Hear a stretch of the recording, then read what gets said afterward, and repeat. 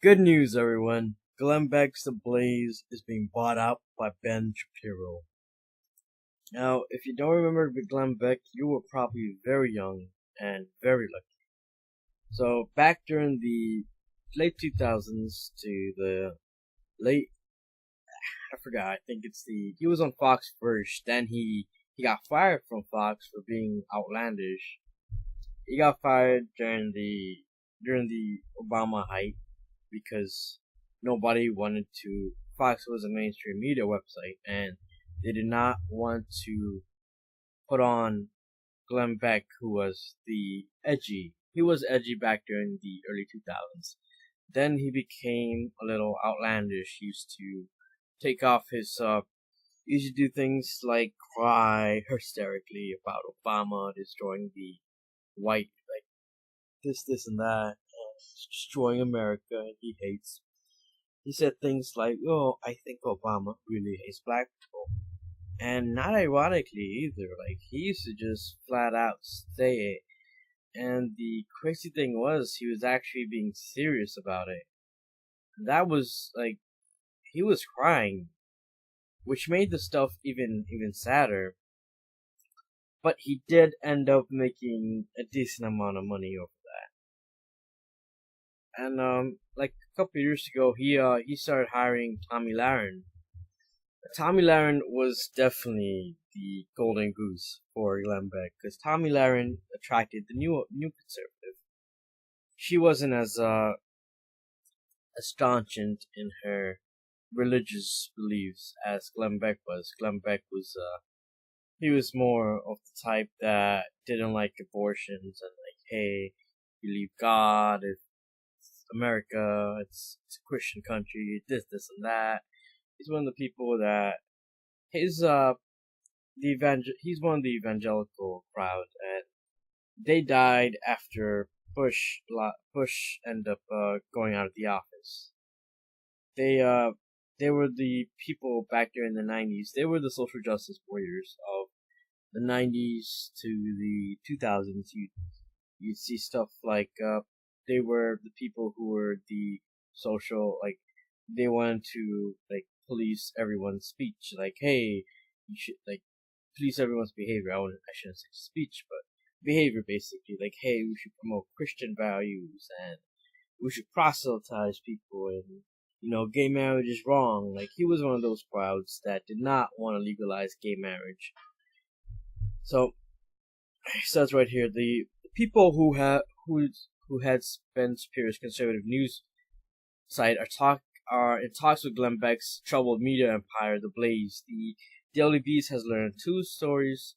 Two sources familiar with the conservatives say that it appears that quite likely, though the deal isn't final, reach for a comment. Shapiro, who released the Daily Wire, who eyed The Blaze, did not dispute the report. The Blaze welcomed us in the space as allies from the beginning, and we've always looked for ways of strengthening our partnerships with our allies, he said. Spokesperson for the Blaze did not immediately respond to the request for a comment. The Daily Wire is owned by members of the Wilkes family, a billionaire fracking tycoon from East Texas, and have been looking to expand their holdings in conservative media. And briefly eyeing purchasing Breitbart, a messy relationship between them and the billionaire heirs. Rebecca Mercer, who had an ownership on the site, kept them from happening. Now, their purchase of the Blaze appears more likely. Launched in 2000, Blaze was a conservative contender to Glenn Beck's commenter on Glenn Beck's flagship television and digital media property. Though it has an impressive number of paid subscribers, the outlet has also racked a high level staff and talent turnover, including the resignation of chief executive in 2016. Blaze laid off nearly a third of his staff. Reaching on Monday, the Blaze editor was completely unaware of any plans to sell the company, and the employees of the company's television network said word had spread that Beck was looking to sell to a partner with the Daily Wire. The Wilkes brothers, Shapiro and Glenn Beck, had long shared skepticism about President Donald Trump during the 2016 Republican primary. They coalesced behind Senator Ted Cruz, in the Wilkes spent nearly $7 million in a super PAC supporting his bid, and they were among the first outside donors to put seven figures behind the effort. So they're like Ben Shapiro and Glenn Beck, even though they have similar political leanings, they're in completely different cliques. And alright, so when Glenn Beck left Fox News, he was known to be the outlandish guy on television. But when he entered digital media, he tried to be the outlandish guy in the digital realm. But that didn't work out because instead of people thinking he was funny, people thought he was sad and pathetic and ridiculous. Like the stuff he'd do, he would put lederhosen under a tuxedo and take off the tuxedo just as a prop. Now that's funny once or twice, but it gets stale after once or twice. Look at Carrot Top. Yeah, sure, Carrot Top is funny. It's funny once the first or second time, but after the second time, you don't want to listen to Carrot Top. You much rather listen to some other comic. So not only that, like a lot of those skits have a lot of time dedicated to making those.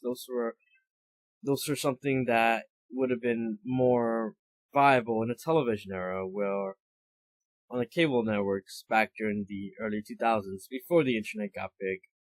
Now you have commenters who could do this stuff,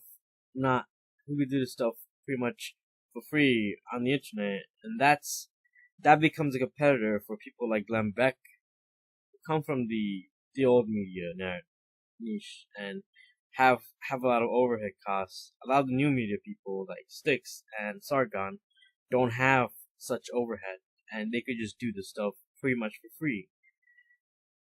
It doesn't take that much time, and it doesn't have that much overhead costs. See, another mistake he made was firing Tomi Lahren. The old conservative narrative of anti-gay marriage that they held on to for quite some time wasn't gonna work out for them in the long run. Because as soon as Obama legalized it nationwide, it was a dead issue. Because most of the libertarians don't care about gay marriage. They were like, hey, if two guys want to get married, have the similar rights, just to not testify against the spouse and to visit them and to be the power of attorney when they're incapacitated or in a coma. Like, yeah, sure, gay people should have those rights, and I personally believe so. So, and most people believed it. After it got passed, it was turns out it was just a vocal minority just saying those, like, they didn't want gay marriage, just like it is for a vocal minority that wants to keep weed illegal and wants to, like, that is a vocal minority in the left spectrum that they want to have X, Y, and Z genders, and they want to completely omit biology. That's how it is. It's always the vocal minority that does this, and Glenn Beck was one of the mouthpieces for the evangelical vocal minority. And after the Obama ascendancy, like, Glenn Beck went the way of the dinosaur. Like, he was not even an Obama era director. Like, he was on his death. Like, he was on his downward spiral during the Obama era, where he did excel in, where his peak was during the Bush era, like around that time. Like, he used to rag on liberals because that was that time before the internet. So he was he didn't have Alex Jones to be a contender. Like, back during that time, like, he was someone people listened to just to get their rocks off. But when Alex Jones became big and started doing his media skits, like, he took the niche that Glenn Beck was doing. Like, he did it much better. Like, he was funnier, and you wanted to laugh with him. He was outlandish, and to some extent, he would take the piss out on himself. He knew how to use memes towards his advantage. Glenn Beck did not. But he did make the right move in hiring Tomi Lahren. But where he made the mistake was when he fired her for his like staunch and beliefs. Like he wanted to fire her because she was okay with abortion. Like he was, or at least ambivalent on it. And I personally think that like you can have an abortion if it's not in after a certain amount of weeks.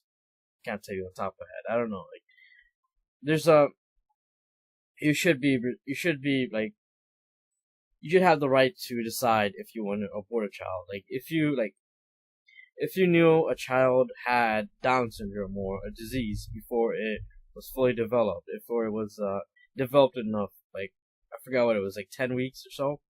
For about 10 weeks, it would you should be able to, you should have the right to have an abortion because you should be, you should know, you should be, you should know who you're bringing out to the world, and before it becomes a human being, you should have the right to terminate that pregnancy because you're the one taking care of it. That's your child and your genetic heritage that you are going to be using a lot of resources for. That's why you should be aware of it. But let me digress for a moment. So, Glenn Beck was an idiot for firing Tomi Lahren. If he kept her, he could have made he could have made a second win. He could have gotten big with Gen Z because Gen Z is becoming more and more conservative.